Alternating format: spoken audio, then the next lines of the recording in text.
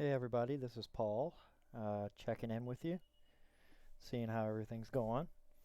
Wanted to do a quick update on my portfolio, where I'm at so far in the month of January, any changes that I've made over the past week. And as always, I welcome any questions in the comments. Feel free to let me know what you think. If you have any good ideas, I'm always open to ideas. Um, so I have begun the process of moving more back into risk and making my portfolio more interest sensitive.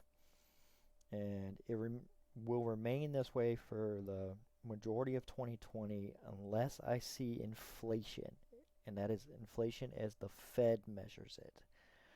Um, and that will be telegraphed.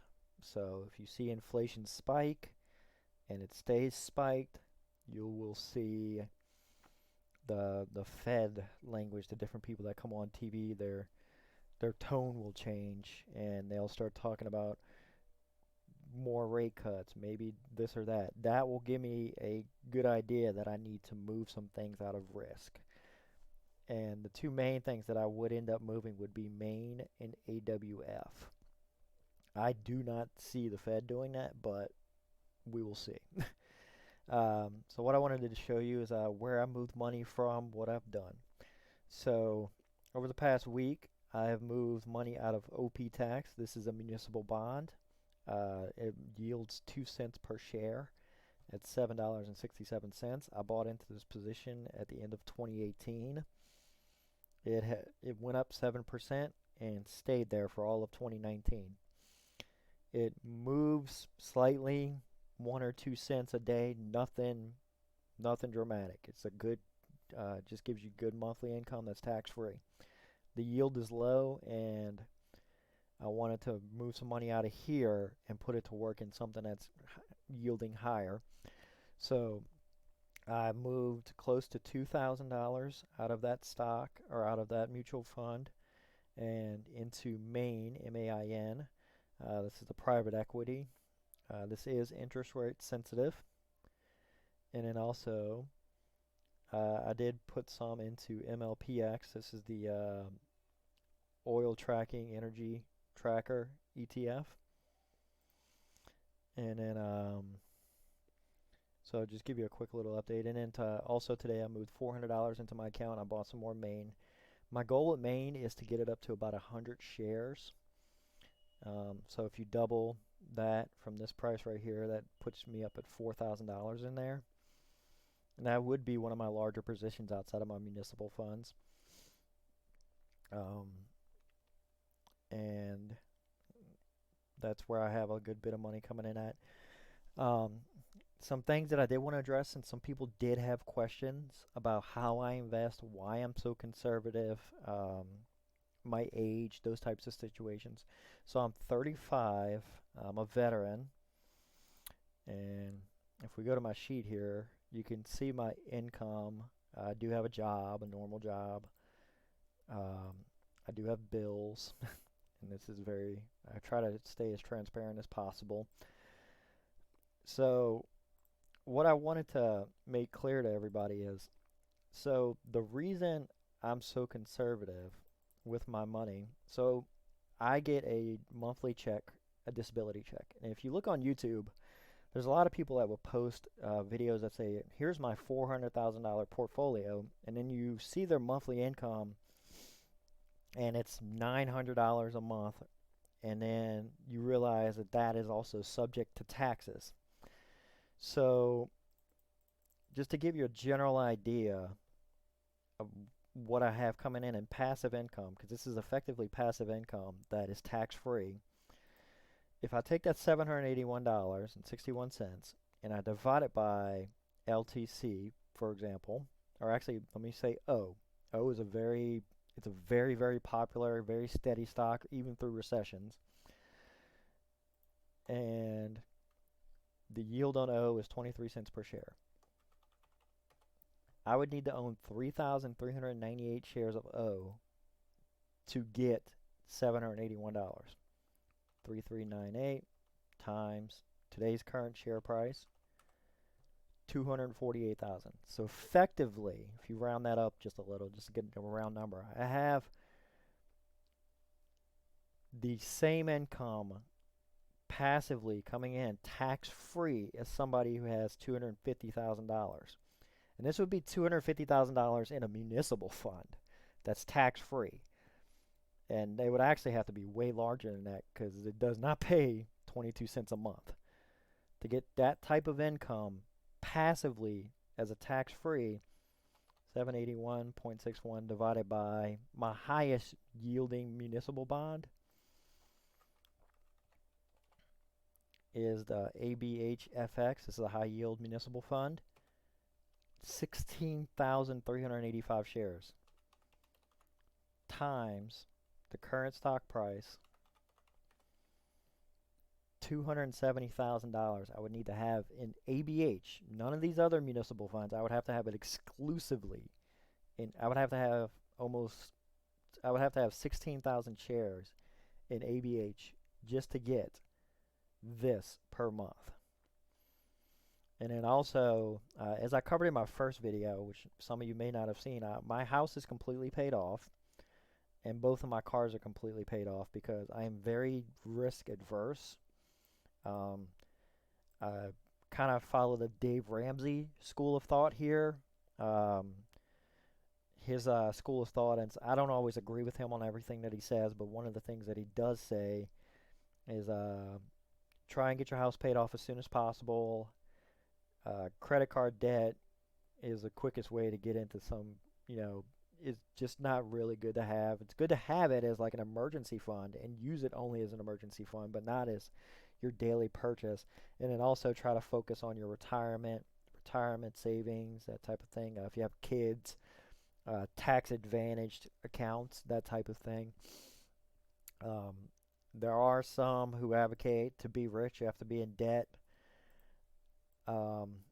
If you gave me a $100,000 loan at 3% or 2%, which is what the Fed, which is what the actual rates are, hey, look, I would do that because I know I could throw that anywhere and get that back very quickly.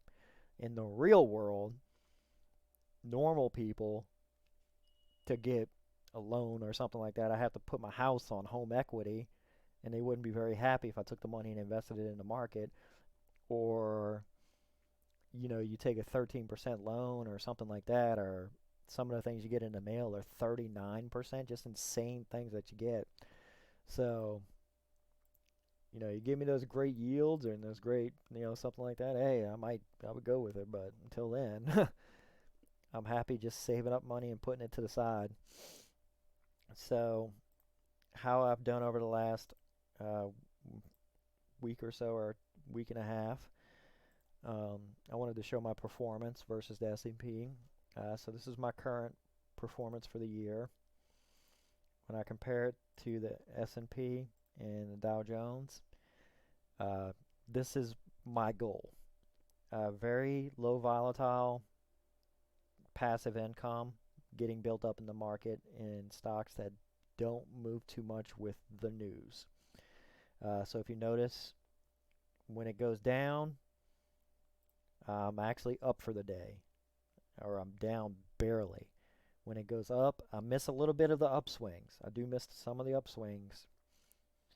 But as you notice, when it goes back down, I am outperforming the market again, and then when it goes back up, so I want to ride the middle part. I want to keep this as central as possible as I'm contributing to it also, and also reinvesting the dividends. One of the things that has changed since my last video, I got out of single name stocks. So Disney, Xerox, and then also Coke. And the reason why is because when the market acted up, it gives you a general idea of what parts of your portfolio are exposed to what. So if you get China trade news, which is how my portfolio was set up for most of 2019, my portfolio for 2019 was set up that if a tweet came out, good news or bad news, my portfolio would not go crazy in one direction or the other. Um, Geopolitical news.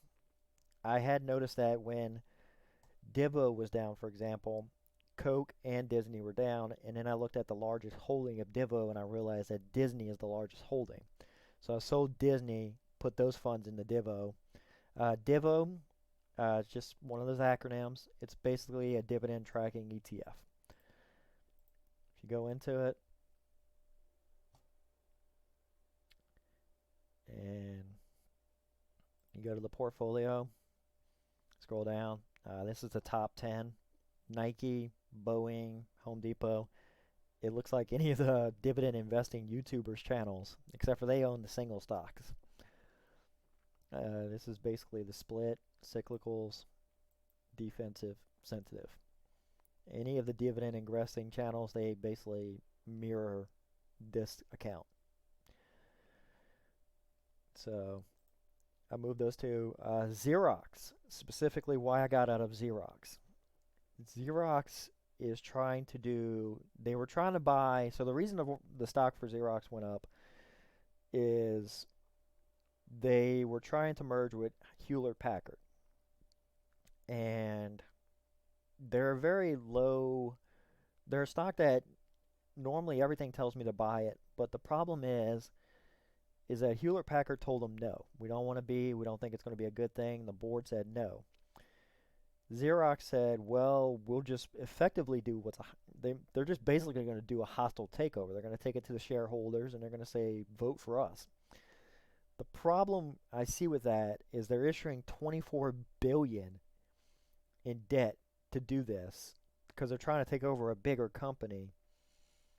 And then also there's going to be internal, because it's pretty clear that Hewlett Packard does not want to get taken over by Xerox, or at least the current board. So Xerox is going to have to go in there and clean out the current board, if they can even do that, and then merge the two companies so that they're synchronous, which means probably laying off maybe a lot of people at HP, possibly, because you don't want to have overlapping positions when you have your company doing this or your company doing that, and they're in the same kind of like field, hardware, technology, that type of thing, or as they call it, old tech. um, I can see it being a messy process for a few years. It's I I have better places to put my money at the moment right now. I might go back into it once they kind of settle their differences, and Xerox's stock might actually pop higher. But I thought the only reason I was holding Xerox is because I believe that they might say no, let's not do this deal, and then their stock would actually have shot back up to like $38, $39.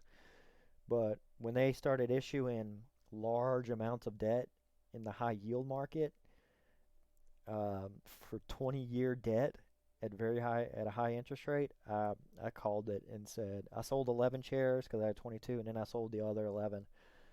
So I got out of that. If you hold Xerox, it's a solid company, but I just think there's going to be a lot of drama around it for a few years. Um, and then also, let me see here, do my estimated income. So as you can see, estimated income per month, 1131.66. I did pull a lot of money out of BNDX.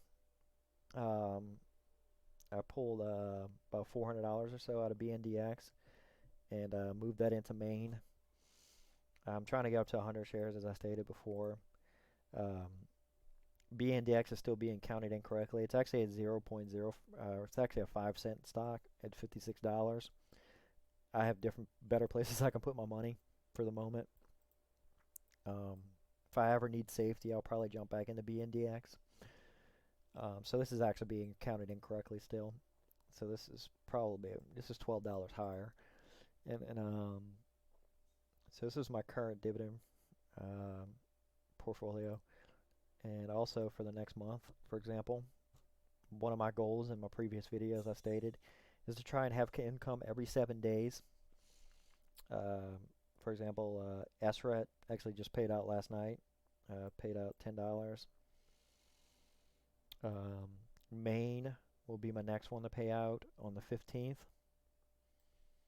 And then O, I'm still waiting for O to come down to a price where I'm comfortable buying it. LTC is sitting at a 18 multiple right now. O is still sitting at something like 50, 53. And their payout ratio is a little high. Some people will tell you to ignore that. That's up to you. Um, I don't ignore that kind of stuff. So if I see LTC for a better price and their earnings are stable and they're giving me 19 cents at, what is it here? And they're giving me 19 cents a share at $44 a share versus, what is this, 23 cents at $73 a share. I'm going with LTC every single time. It's just common sense. Also, long-term care. That's older people. O, I don't know if you noticed, one of the clients that O has is Walgreens. Um, they're actually going to close a bunch of stores. Thanks Amazon or thanks CVS. Competition's killing them. O gets a lot of money from them. So maybe this stock might adjust down. They actually went down today on that news. Because if you look at this, so for example, you might be asking yourself, well, if they're the same type of business or they're the same type of deal, why is LTC up but O is down? The reason why is because realty. And if you look at just a slew of bad news that came out, Kohl's, Walgreens, Bed Bath and Beyond, just these different places. Anybody that's exposed to that, and O made it through the Great Recession, so they could pretty much make it through anything. But they do have a lot of their income concentrated in a lot of different realty areas, and Amazon is just killing them at the moment. So I'll wait for this valuation to come down, which I do believe it will. I believe that this will come down. I saw that O had issued a bunch of debt on the bond market, and they got bought up immediately by pension funds and whatnot. Because while the dividend growth guys are buying the stock, the pension funds are buying the debt. Because the stock, if the stock goes bankrupt or whatever, the bond guys are going to be the ones who are going to get paid in court, or they'll be the ones who get bailed out. So, and they were issuing that debt at a higher rate than this right here. But they'll probably use that to buy back shares, or what they'll do is they'll use that to invest in more property. So that's why I pick LTC over O right now at the moment. If I see LTC get too expensive, I see O come down, I will throw money back into O. So, and then also one other thing I wanted to go over was ex-dividend dates. Not too sure. I have not seen too many people explain this. This is the date that your money has to be in a share of a stock to be eligible to get the dividend. So if you look at the ex-dividend date, it says the 22nd, and then it says the dividend payable date is the 31st. So this is the date that your money has to be in the stock and settled with your brokerage and the company to get put on the list to get money. So settlement normally takes 2 to 3 days. So you can't just throw $1,000 on the 22nd into LTC and expect to get paid. So there's usually a gap right here. Some other companies, I don't have them on here anymore, but EW, or no, there's some other ones that are on here. You could buy them closer to the ex-dividend date and just get in there, get the dividend, and get right on out. Something like Disney, single name stocks will normally have you'll buy it the ex-dividend date is in January, and then you won't get paid until sometime in mid-February. I can see if O's like that. No, O's not like, well, there's a 15-day delay here. But, so that's what an ex-dividend date is. I've never seen nobody really explain that. So that's the date that you have to be into a stock to be able to get paid out. And that's why this column is specifically on here. So that when I do have $400 and I'm looking at my list of what I want to invest in, this does play a part into it. Because if something just paid a dividend, what I'll normally do is I'll look around and say, okay, what can I get into now so that I can get the money now and start making money immediately instead of having to wait a whole nother cycle, which is for me is a month. If you're a dividend investor, Disney, like, so if you're investing individually in Disney, for example, they only pay out twice a year. So if you miss the ex-dividend date, or if you miss the dividend date, you have to wait 6 months, especially if you don't plan on selling the stock and you're waiting just for the dividend. You have to wait 6 months to get your dividend. To have, if you invest $1,000, and that just doesn't. I don't see that. I don't do that. It doesn't make any sense to me. So if I have $1,000, I want $1,000 to work for me now, or what is the point of putting $1,000 in? Especially if you don't just plan on selling the stock if it goes up. So if I wanted to get back into individual names like Disney, I would wait till it's closer to the ex-dividend date and then get in.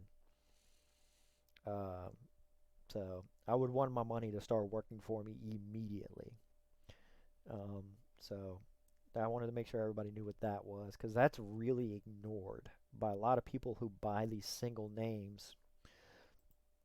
Uh, so if I go back into Divo, if I go into Walmart, let's go into Walmart for example. So if you see the ex-dividend date is here, 12/5, and then they pay out on the 2nd. If I put $1,000 into Walmart right now and I never plan on selling it, my money that I put into Walmart does not start working for me until the next time that the dividend is payable. So I can have $1,000 sitting there not doing anything. And the entire point of, you know, the entire concept behind dividend investing is that you never sell, no matter what. So you would never take the capital gain. If I put the $1,000 in and Walmart went up to 150 and I sold, you're going to make a profit, but you never sell. So I believe ex-dividend dates and just dividend dates need to play a role in picking if that's where you're going to go with how you invest. Also, price to earnings ratios, payout ratios, debt to equity, just different things that make sure that a company is capable of actually keep paying their dividend and also reliably. This is the end of my video. If you have any questions whatsoever, just let me know. I'll be happy to answer anything. And then y'all have a nice day. Thank you.